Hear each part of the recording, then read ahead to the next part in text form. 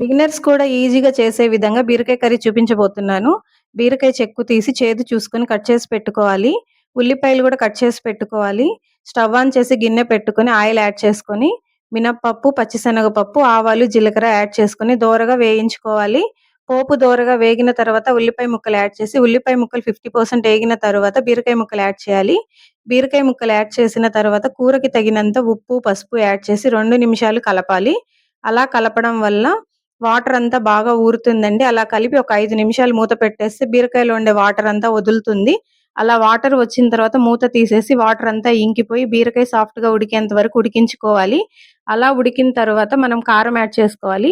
ఆ కారం కోసం జార్‌లో కొంచెం ఎండు కొబ్బరి, ధనియాలు, వెల్లుల్లి, కారం వేసి మిక్సీ పట్టుకోవాలి.